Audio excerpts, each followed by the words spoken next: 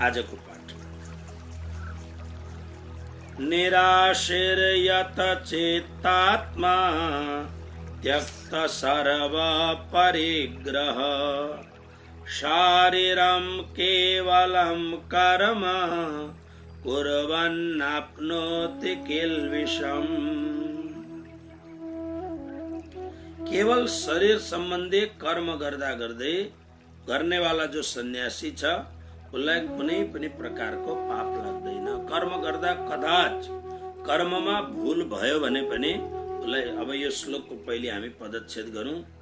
निराशी यत चित्तात्मा त्यक्त सर्व परिग्रह शारीरम केवलम कर्म कुर्वन् न आपनोति किल्बिषम्। बहुत सुन्दर श्लोक छ। श्लोकको व्याख्या अब हामी राम्ररी गरौँ। निराशी यत चित्तात्मा, यत चित्तात्मा,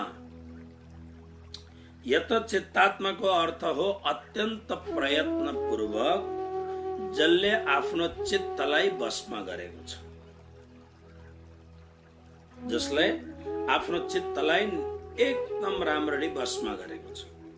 अब प्रयत्न त गर्नै पर्छ।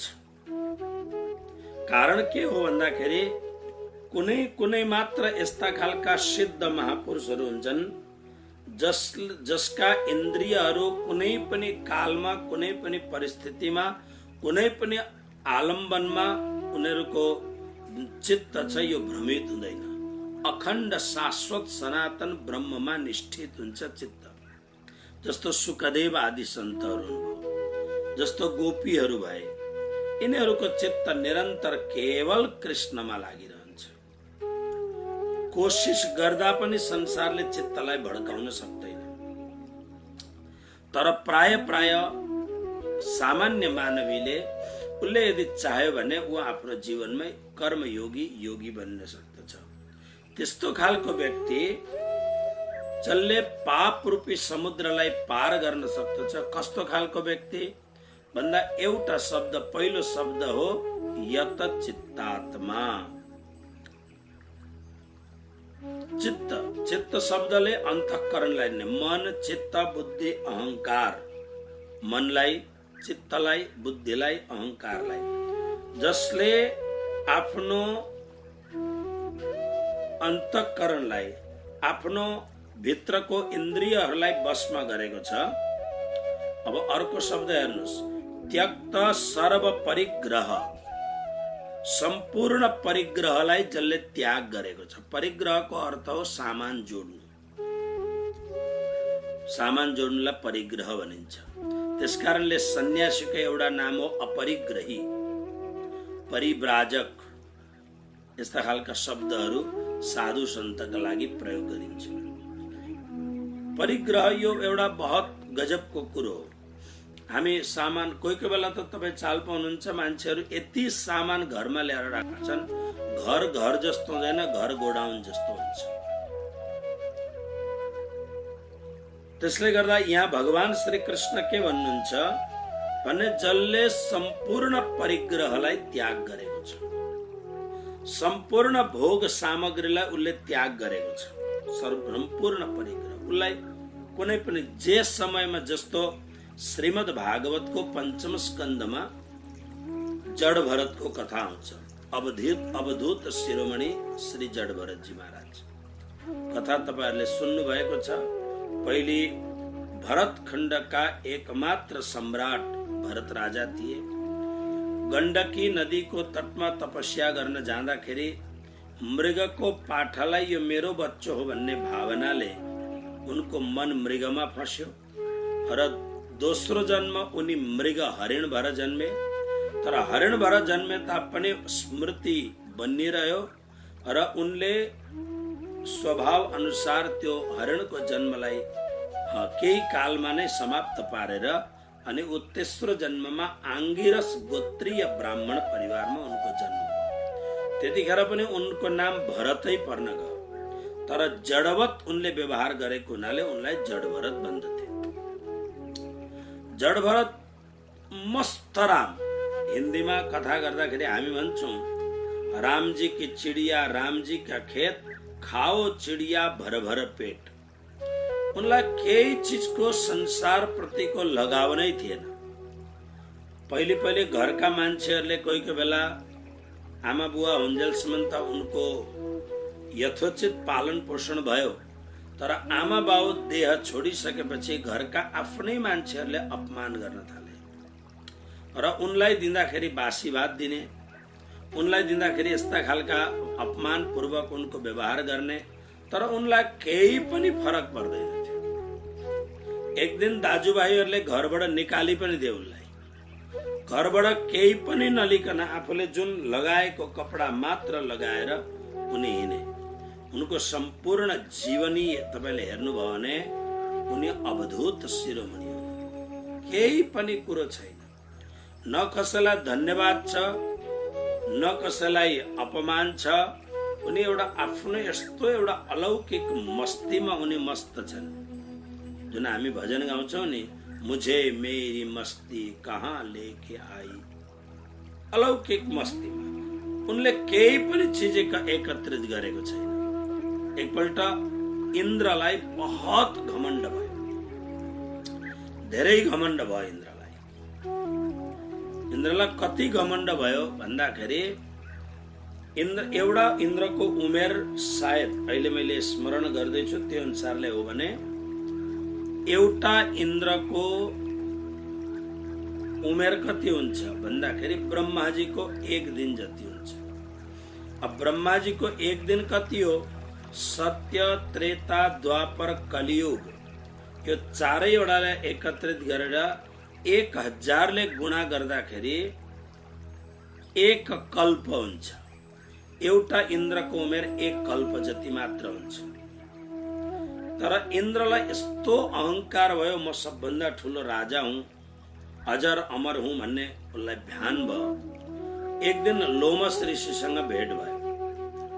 लोमस ऋषि अलिकति आफ्नो चन्दन मालाहरू एउटा झोलीमा अनि एउटा हामी नेपालीमा गुन्द्री भन्छौं, हिन्दीमा टाट भनिन्छ, यसो ओछ्याउने एउटा सानो पातल हो। आजकल त प्लास्टिकको राम्रो आउँछ। यसो पोको पारेर उनले आफ्नो बगलमा यसो च्यापेर लोमस ऋषि हिँडिराख्नु भएको थियो। इन्द्रसँग भेट भयो अनि भेट भएपछि इन्द्रले प्रणाम गरे। लोमस ऋषि एउटा बहुत ठुलो नाम लोमस ऋषिको। प्रणाम गरेपछि अनि उनले सत्संग गर्न थाले। सत्संग गर्दा इन्द्रले सोधे, महाराज यो तपाईँ सधैँ यो एउटा गुन्द्री, यो एउटा पट्टा बोकेर किन हिँड्नुहुन्छ भन्दा उनले भने अब हिँड्नु पर्छ नि, अब राति कहाँ पुगिन्छ त्यही आफ्नो ओछ्यायो, बास बस्यो, आराम गर्यो, अगाडि बढ्यो। लोमस ऋषिको उमेर कति छ हेर्नुहोस्। शरीर भरि नै, लोमस भनेको रोमस, शरीर भरि नै उनको रौँ छ। एउटा रौँ, एउटा इन्द्र फेरिँदाखेरि एउटा रौँ झर्छ भन्दाखेरि लोमस ऋषिको आयुमा त सैकडौं इन्द्रहरू बनिन्छन् र मेटिन्छन् एउटा लोमस ऋषिको आयु। तर लोमस ऋषि के भन्नुहुन्छ, हेर इन्द्र, जीवनको के भरोसा छ? त्यसले गर्दा यो एउटा सानो जीवनमा आश्रम बनाऊ, कुटिया बनाऊ अनि अनेक प्रकारको झन्झट पालन गर। त्यो भन्दा राम्रो आफ्नो एउटा गुन्द्री चटाई बोक्यो, बस चटाई बोकेर हिँडिरह्यो। बेलुका एउटा हिन्दी कविले भनेका छन्, ठिकाना पूछते हो क्या, हमारा क्या ठिकाना है, मिले जो झोपड़ी आगे, निशा रात उसी में बितानी है। परिग्रह केही पनि छैन, किनभने जति परिग्रह गर्यो लालच त्यति बढ्दै जान्छ। जति परिग्रह यानी सामान एकत्रित गर्दै गयो त्यति भित्रबाट त्यो लालचको नशा अरूभन्दा अरू बढ्दै जान्छ। आशा कदे बन्दे दिया हुन्दिया न पूरिया, कल्पदा भतेरा है तो रंदिया अधूरिया। रिक्शे वाला केंदा रब्बा मेरे हेठे कार होवे, कार वाला केंदा रब्बा हवा ते उडान होवे। कहिल्यै पनि इच्छा पूर्ण हुँदैन। त्यसकारणले भन्नुहुन्छ त्यक्त सर्व परिग्रह। सम्पूर्ण परिग्रहलाई जसले त्याग गरेको छ, निराशी, कुनै पनि आशा छैन, आशा रहित निराशी। केवलम शारीरम कर्म कुर्वन्, केवलम भनेको केवल, फक्त केवल। शारीरम, शारीरम को अर्थ हो शरीरलाई यथोचित चाहिने वस्तुद्वारा। शरीरलाई त चाहियो, किनभने यो शरीर धारण गरेको छ। जबसम्म शरीर धारण गरेको छ तबसम्म शरीरलाई चाहिने यथोचित जुन निर्वाहको कुरो हो। जस्तो राति निन्द्रा लागेपछि यसो एउटा सुत्ने जग्गा चाहियो।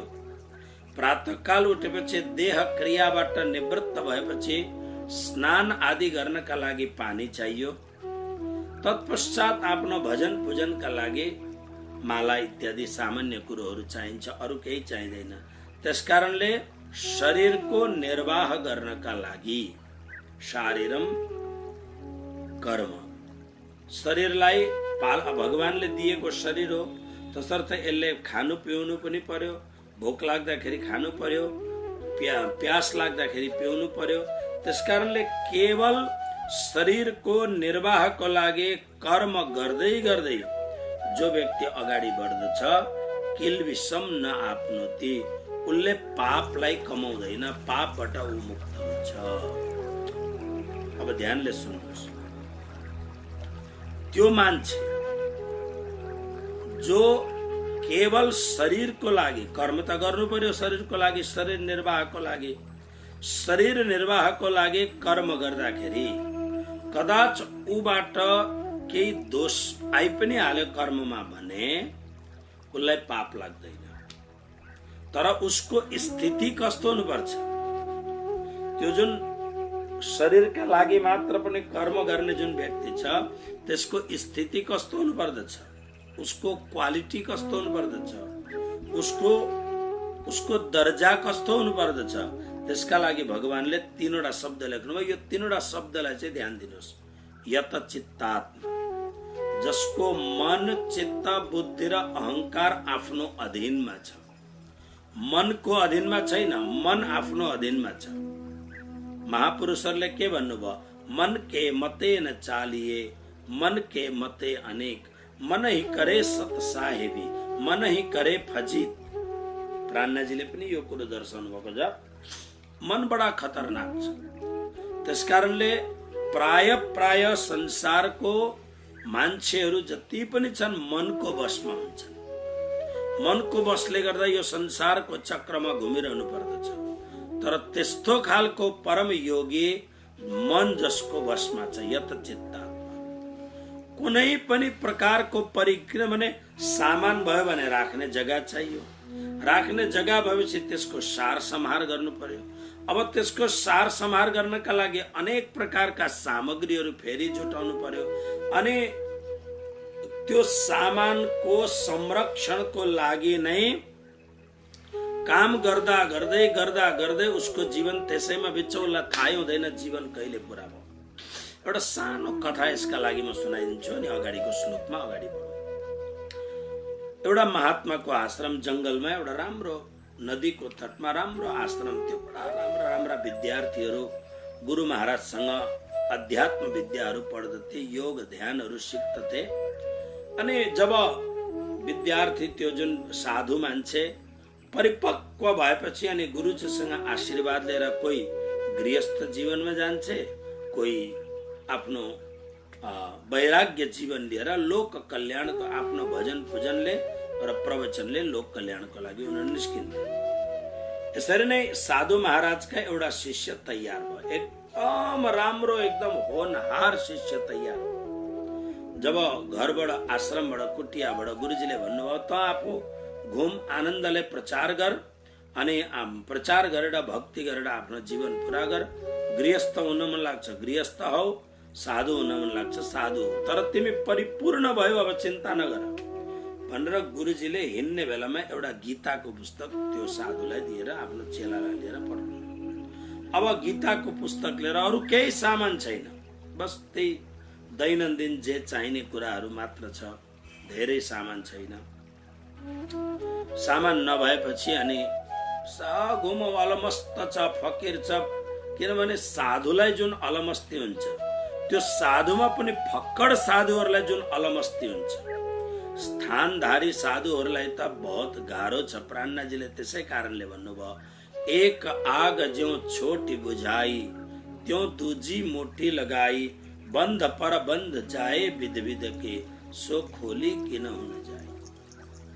अब ठुल्ठुलो आश्रम, ठुल्ठुलो मन्दिर, ठुल्ठुलो मठ अनि नाम पनि ठुल्ठुलो भएपछि अलिकति कसैले केही गर्यो भने भित्र धेरै गडबड हुन्छ। यहाँ भित्र धेरै गडबड हुन्छ। फक्कडमा जुन आनन्द छ नि, फक्कड बहुत आनन्द छ फक्कडमा। मैले फक्कड जीवन बहुत राम्ररी यापन गरेर आफ्नो विद्यार्थी कालमा फक्कड जीवन के हो मैले देखेँ, जान्दछु राम्रो। त्यो फक्कड जीवनमा जुन आनन्द छ, यो ठुल्ठुला आश्रम बनाउन, धेरै चेलाचेली बनाउन, यसमा यो सब केही आनन्द छैन। यो चेलाचेलीहरू पनि कोही कोही बेला त प्राणनाजीले बाणीमा भने जस्तो ए यो लगे दुःख देन, दुःखका कारण बनिन्छन्। अलिकति गडबड घोटालावाला आयो भने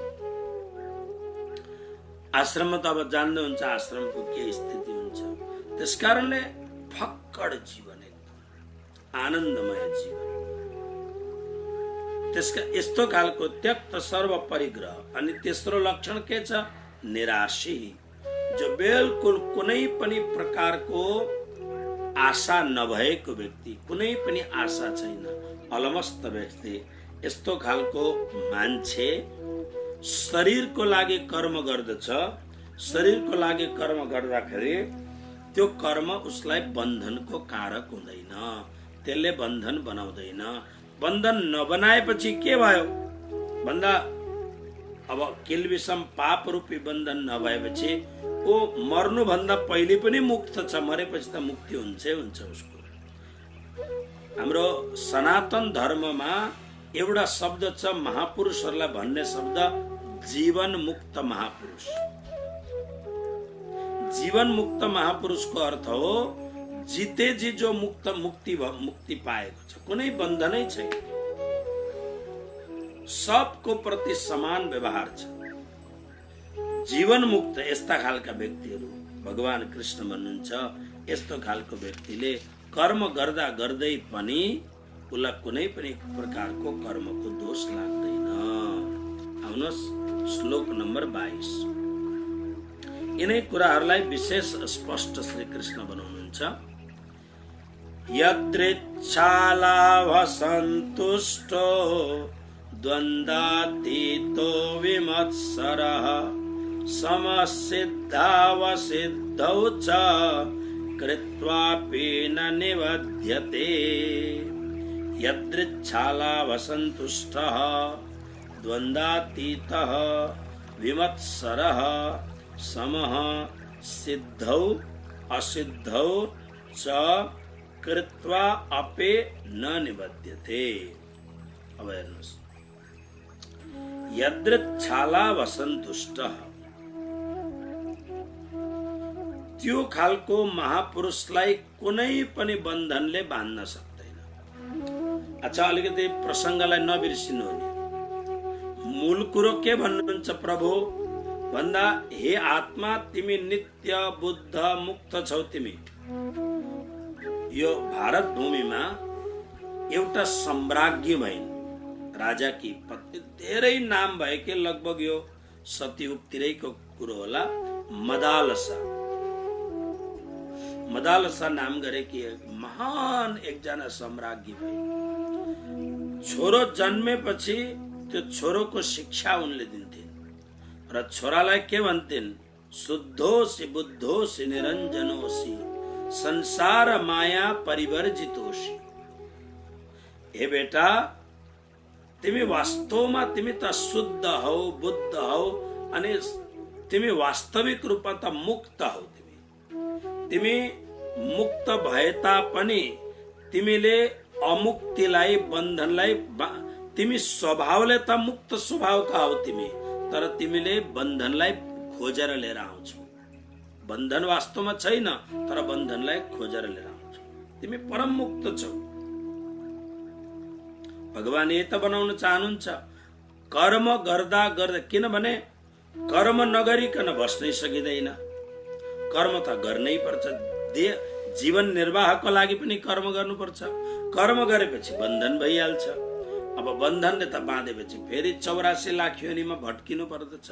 त्यसकारणले प्रभु कर्म गर, तर कर्म बन्धन नहोस्, कर्म बन्धनबाट मुक्ति दिनुहोस्। बस मूल कुरो यो हो। त्यसैका लागि यी सब कुराहरू भगवान यहाँ सुनाउँदै हुनुहुन्छ। र त्यसले गर्दा यो श्लोक अरु मस्त आनन्दको श्लोक छ। हेर्नुहोस्, यदृच्छा लाभ सन्तुष्ट, यस्तो खालको मान्छे, यस्तो खालको महापुरुष, ध्यान दिएर सुन्नुहोस्। तपाईहरुलाई लाग्दो होला हामीलाई त यस्तो यो हुनै सक्दैन भन्ने लाग्दो होला। यदि हुन सक्ने थिएन भने भगवान श्री कृष्णले यी कुराहरू लेख्दै लेख्नुहुन्न थियो। यदृच्छा लाभ सन्तुष्ट भनेको यस्तो खालको कर्मयोगी कुनै पनि फलको इच्छा नराखिकन अनि आफैमा जो परम सन्तुष्ट छ, कर्म निरन्तर गर्दछ। त्यसकारणले यो कर्मयोगीहरूमा गरिब भन्दा गरिब पनि छन्, ऋषि महर्षिहरू पनि छन् अनि सम्राटहरू पनि छन् यसमा। त्यसकारणले यो कर्मयोगीलाई यसका पासमा के छैन र के छ भन्ने कुरो होइन। जसका पासमा केही पनि छैन तै पनि ऊ मस्त छ, जसका पासमा सबै कुरो छ तै पनि ऊ आफूलाई सम्झिन्छ यो मेरो केही पनि होइन भन्ने सम्झिन्छ, ऊ मस्त छ। एउटा सानो उदाहरण हजुरलाई यो आएपछि म सुनाइहाल्छु, नभए म बिर्सिन्छु फेरि। राजा जनकको दरबारमा छाया शुकलाई उपदेश दिनका लागि पठाइयो। गएपछि राजा जनकले अत्यन्त भव्य स्वागत सत्कार गरेर अनि उनले भने कि म त हजुरसँग ज्ञान लिन आएको। ठिक छ, समय आएपछि यो गरौँला, अहिले त तपाईँ खानु पिउनु आराम गर्नुहोस् भनेर ती महात्मा मात्र लङ्गौटी मात्र पहिन्थे। पुरानो जमानामा लङ्गौटीको बहुत ठुलो महत्व थियो। मात्र लङ्गौटी, अरू केही छैन। एउटा कमण्डलु छ, एउटा डन्डा छ सानो, अनि 2-3 लङ्गौटी छन्, अरू केही पनि छैन जीवन। राजा जनकको पासमा आउँदाखेरि द्वारपालले भन्यो, महाराज यो कमण्डलु तपाईँले भित्र लान पाउनुहुन्न भनेर त्यो कमण्डलु अनि त्यो 1-2 जो लङ्गौटीहरू फेरफार गर्ने सामानहरू त्यो सबै ढोकामै राख्न पर्यो। एक्लै महात्मा गए भित्र। गएपछि महात्माको अत्यन्त भव्य स्वागत सत्कार भयो अनि महात्मालाई भोजन प्रसाद सुत्ने सम्पूर्ण व्यवस्था राजाको जस्तो व्यवस्था महाराजले गर्नु। राजा जनक अब यी जुन सन्त थे इनको भोजनको जब बेला आयो, इनलाई बोलाएपछि भोजनको लागि यिनी आए। आउँदाखेरि सुनको एकदम सुनको थाली, चक चक चक चक चम्किने सुनको थाली, सुनकै बुटुको, सुनकै चम्ची, सुनकै गिलास अनि अनेक प्रकारका विविध सामग्रीहरू भोजन पस्के। जब भोजन गर्ने बेला आयो, यहाँ राजा बसेर पंखा हम्किरहेका छन् राजाले, ठुला महात्मा हुने नेता। अनि स्वयं रानी, दासीहरूले होइन, स्वयं रानी भोजन पस्किरहेकी छिन् अनि रानीका अत्यन्त निकटवर्ती दासीहरू हात जोडेर उभिरहेछन्। राजा पंखा हम्किरहेका छन्। महाराज जब भोजन गर्न लाग्नुभयो, साधुजी यसो भोजन गर्न लाग्दा त्यो चम्किने थालमा उनले के देखेछन् भने ठिक्क टाउको माथि एउटा भयंकर ठुलो तलवार लट्किरहेको छ। अनि त्यो तलवार जुन धागामा लट्काएको छ त्यो धागो अत्यन्तै कच्चा छ, कतिखेर पनि झर्न सक्दछ। अनि अलिअलि हावा पनि लागिरहेछ र तलवार पनि यताउता हल्लिरहेको छ। महाराजले भोजन गरे, मस्त भोजन गरे। भोजन गरेपछि अनि हात धुवाएपछि अनि राजाले उनलाई आराम गर्ने कक्षमा पुर्याइदियो। अब राजाले भोजन गरे, सबै कुरो भएपछि अनि अब सत्संग गर्ने बेला आयो। अपराह्न समयमा सत्संगको बेला भयो। जुन ऋषि, बहुत ठुला ऋषि, उनी सत्संगको ज्ञान लिनका लागि अगाडि बसेका छन्। राजा भए तापनि बहुत मिठो उपदेश राजा गर्नुहुन्छ। उपदेश गर्दै जाँदा एउटा सेवक दौडेर आयो। दौडेर आउँदा महाराजले यसो हेर्नुभयो, हस्याङ पस्याङ एकदम। त्यो सेवकले अब यो डिस्टर्ब गर्ने नै भयो दुईटाको सत्संगमा। त्यसकारणले राजाले सोध्नुभयो, सेवक के हो कुरो भन। भन्दा महाराज बहुत ठुलो आगो लाग्यो, दरबार दन्दनी जलिरहेको छ, एकदम चारैतिरबाट यो तपाईले बस्नुभएको ठाउँमा आगो आउनै आट्यो, बहुत ठुलो दन्दनी आगो जलिरहेको छ। राजाले अलिकति पनि विचार नगरिकन जुन मुद्रामा परम ज्ञान सुनाइरहेका थिए ती राजाले त्यो सेवकलाई त्यही मुद्रामा मलाई फेरि डिस्टर्ब नगर, जाऊ जल्न देऊ भनेर छोडिदिनु भयो। राजाले गएपछि उता भागेर गयो। गएपछि अब सत्संग सुनाउँदै जाँदा महात्माको मन सत्संगमा लागेको छैन। अनि राजाले त्यतिखेर महात्मालाई भन्नु, महात्माजी किन तपाईको मन अलिकति सत्संगमा लागेको छैन भन्दा, अरे त्यो आगो जुन दन्दनी बलेर आउँदैछ त्यही गेटमा नै मेरो जुन एक दुईवटा लङ्गौटी थियो, त्यो लङ्गौटी त्यहीँ छ, कमण्डलु पनि त्यहीँ छ, डन्डा लकडीको डन्डा पनि त्यहीँ छ, त्यो जलेर खत्तम हुने भयो, त्यसको मलाई चिन्ता छ। राजा बहुत हाँसे। राजाले भने, म जान्दछु महाराज, तपाईका साना साना लङ्गौटीले गर्दा तपाईको सत्संग छुट्यो, तपाईको सत्संगमा मन लागेको छैन। अघि म पनि यहाँ हेर्दछु हाम्रो भक्तहरूलाई, प्रतिदिन सत्संग सुन्ने भक्तहरू कोही कोही बेला म देख्दिनँ यहाँनिर। अनि नदेख्दा पछि यदि सम्भव भएर कुरो भयो भने म सोध्दछु, आज सत्संगमा थिएन भन्दा आज मन लागेन सत्संग सुन्न। अब सत्संग सुन्न पनि मन लाग्दैन। कुनै यस्तो दिन यस्तो हुन्छ, राम्रो पिक्चर आयो भने मोबाइलमा अथवा त टेलिभिजनमा राम्रो पिक्चर आयो भने आज मलाई त हेर्ने मन छैन भन्ने हुन्छ। तपाईँ आफू विचार गर्नुहोस्, 2-2.5 घण्टासम्म कन्टिन्यू टेलिभिजन हेर्नुभयो भने अथवा मोबाइल हेर्नुभयो भने निश्चित रूपमा तपाईँको टाउको दुख्छ, आँखा भनिन्छ, बडो अप्ठ्यारो हुन्छ तपाईँलाई।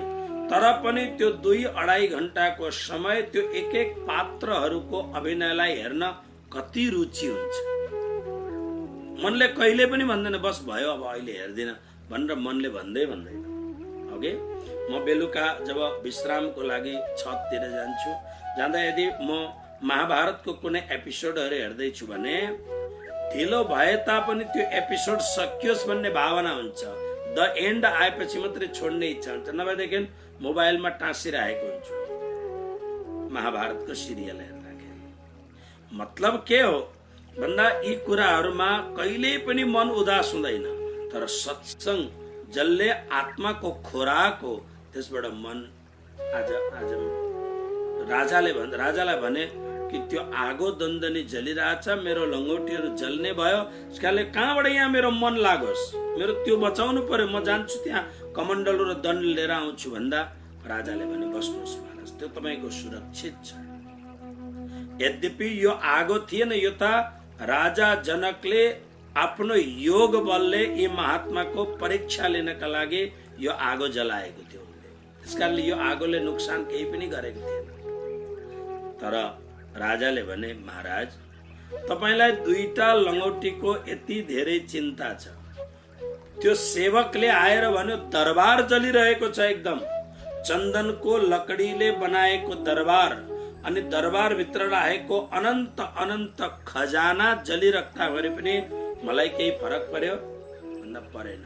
बस तपाईँ र मेरो यही फरक छ, तपाईँ मात्र लङ्गौटीधारी साधु हुनुहुन्छ, तैपनि लङ्गौटीबाट आसक्ति हटेको छैन। तपाईले आज जुन भोजन गर्नुभयो, तपाईले कति प्रकारका साग खानुभयो, कति प्रकारको अचार खानुभयो, भोजनमा चामल कस्तो खालको थियो, रोटी कस्तो बनाएको थियो, मिठाईहरू भिन्न भिन्न प्रकारका थिए, तपाईलाई केही कुरो याद छ भन्दा महात्माले भने मलाई त्यो किन याद छैन भन्दा भोजन गर्दाखेरि माथि सानो धागोमा लट्किरहेको तलवार, यदि त्यो तलवार झर्यो भने सिधै महात्माको काँधमा त्यो तलवार पर्छ, महात्मा खत्तम। त्यसले गर्दा त्यो तलवारको डरले गर्दाखेरि सुनको थालीमा राजाले पंखा हम्केर अनि रानीद्वारा पिरोसिएको अत्यन्त सुस्वादिष्ट भोजनको स्वाद महात्मालाई आउन सकेन, कारण त्यो तलवारको डरले।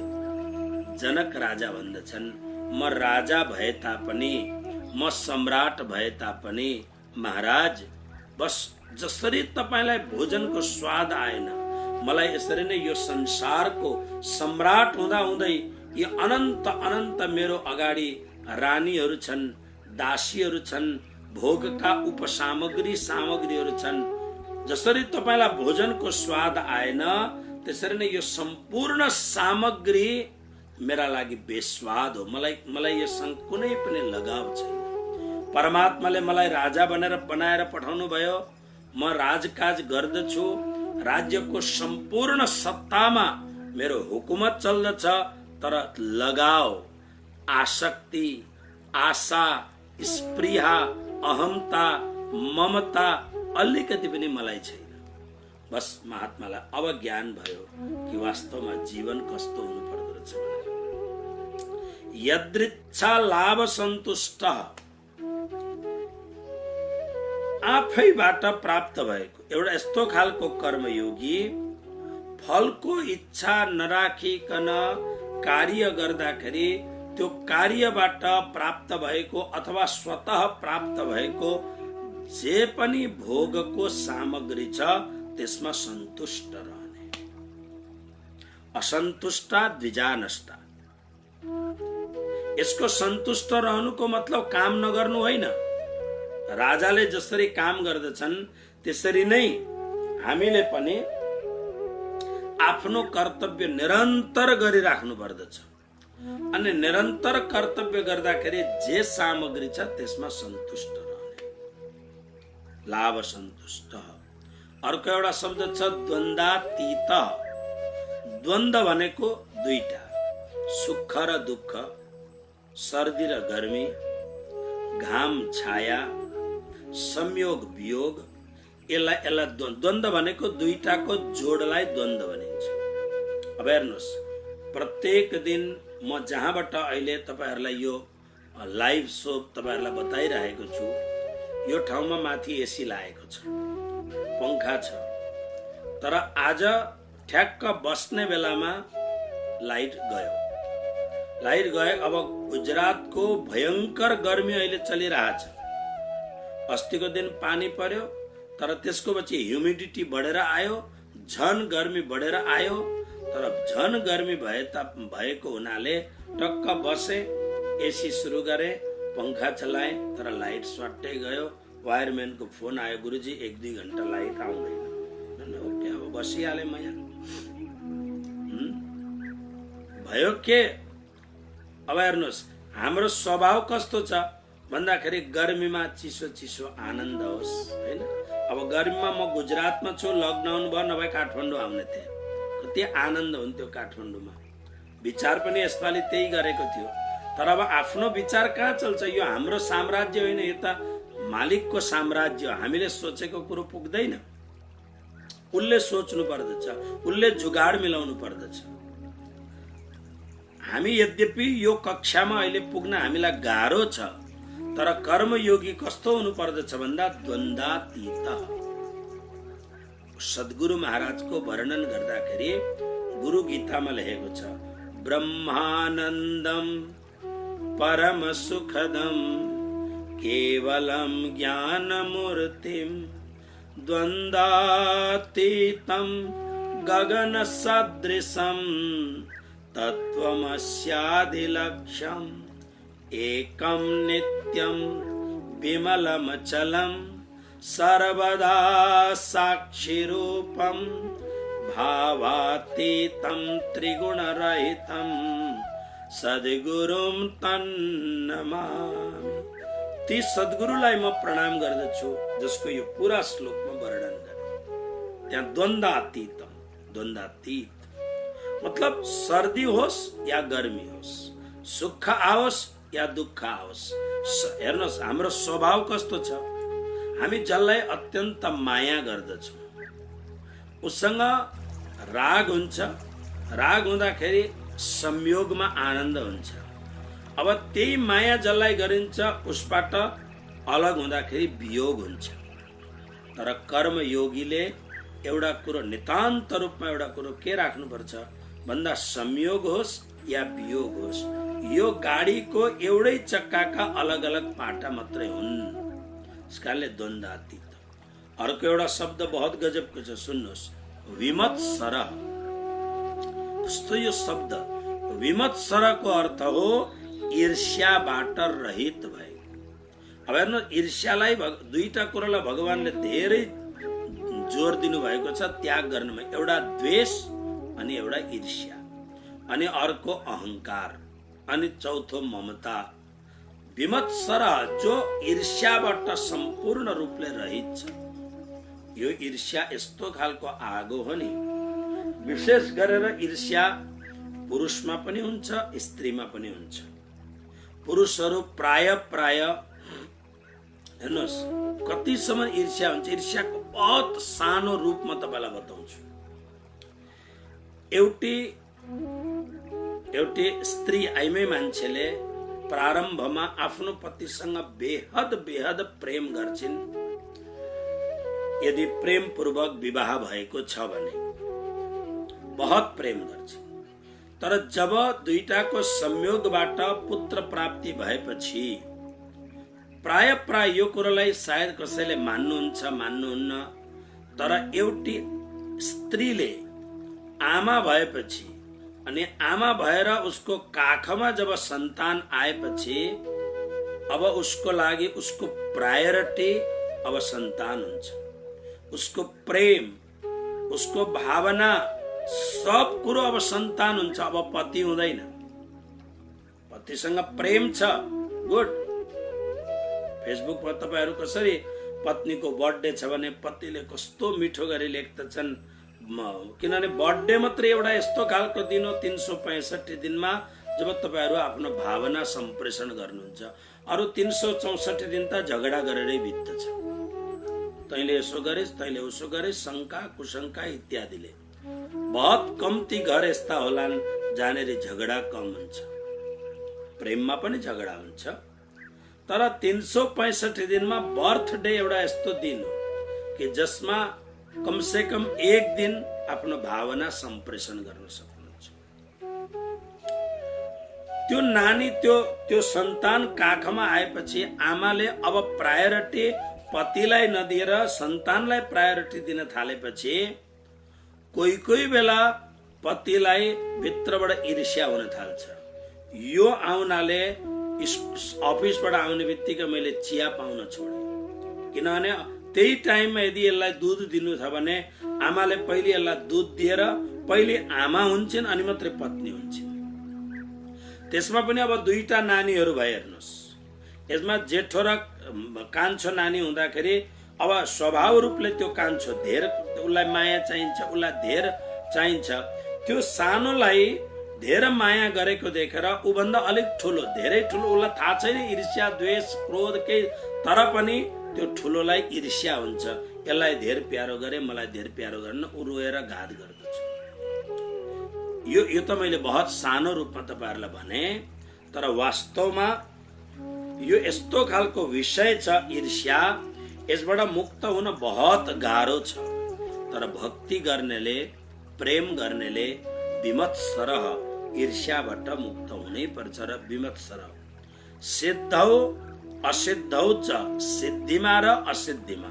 सिद्धि भनेको हामीले कुनै पनि काम प्रारम्भ गर्यौं त्यो पूरा भयो, कुनै पनि काम प्रारम्भ गर्यौं तर त्यो पूरा भएन, सिद्धि अथवा असिद्धिमा। भने हाम्रो कार्य सफल हुनु अथवा नहुनुमा। सधैँ त सफल नहुन पनि सक्छ।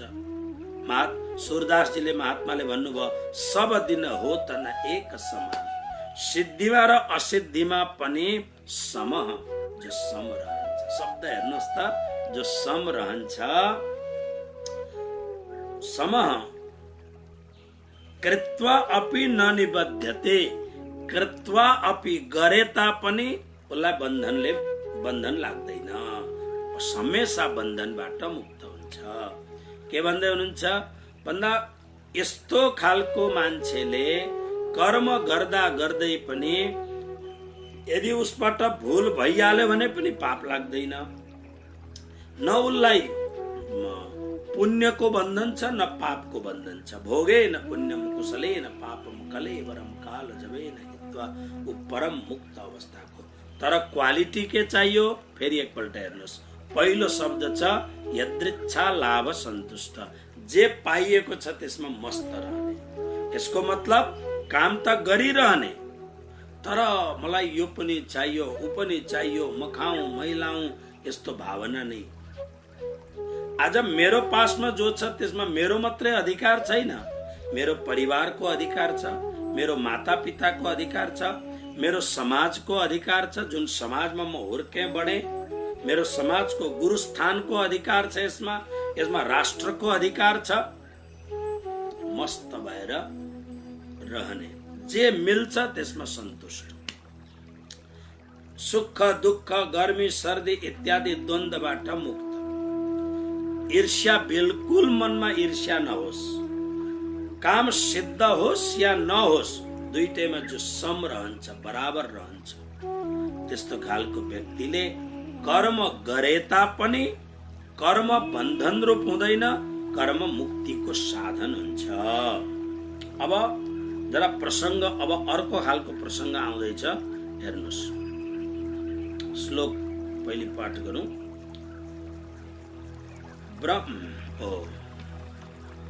गत संगस्य मुक्तस्य ज्ञानावस्थित चेतसः यज्ञायाचरतः कर्म समग्रं प्रविलीयते। गत संगस्य मुक्तस्य ज्ञानावस्थित चेतसः यज्ञाय आचरतः कर्म समग्रम प्रविलीयते। अब हेर्नुस्, गत संगस्य, संग भनेको आसक्ति, छोडा मन हरि विमुखन को संग। महात्माहरूले मिठो भजन गाए, हे मन हरि विमुख को संगत गर्न छोड। हरि विमुख भनेको जसलाई परमात्माको भक्ति मन पर्दैन, जुन सोसाइटी, जुन परिवार, जुन आफन्त, जसलाई भगवान मन पर्दैन, खाली संसारै मन पर्छ, भक्तले यदि जरुरी छैन भने यस्तो खालको संगत नगर्नु। छोडा मन हरि विमुखन को संग जेहि संगत ते कुबध उपजत है। परत भजन में भंग छोड़ा मन हरि विमुखन को संग। यसमा उदाहरण दिएको छ, ककलले भन्दा प्रहलादले आफ्नो बाउलाई छोडे, विभीषणले आफ्नो दाजु रावणलाई छोडे, इत्यादि प्रसंगहरू छन्।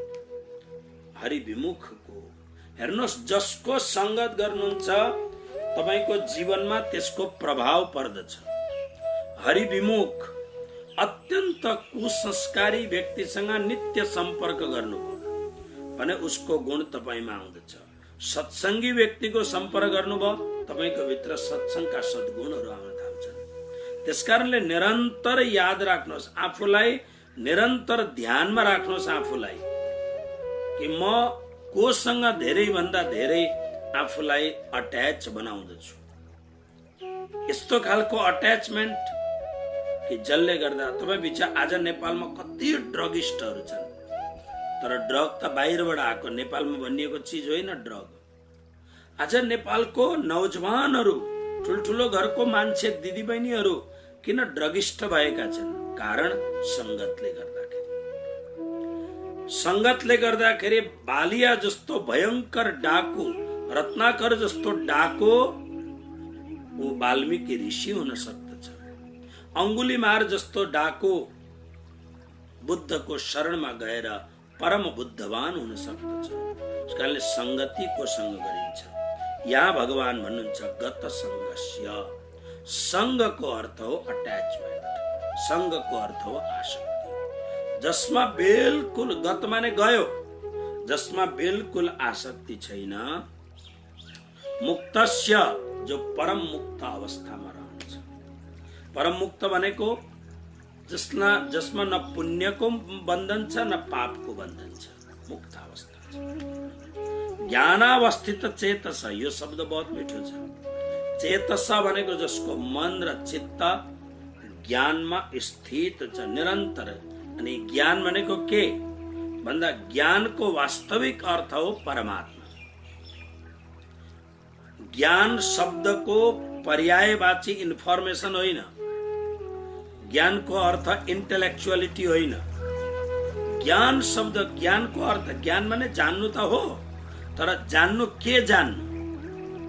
खालि संसारका किताब मात्रै हामीले जान्यौं, त्यो त घुन जस्तै हो, दिमक जस्तो हो।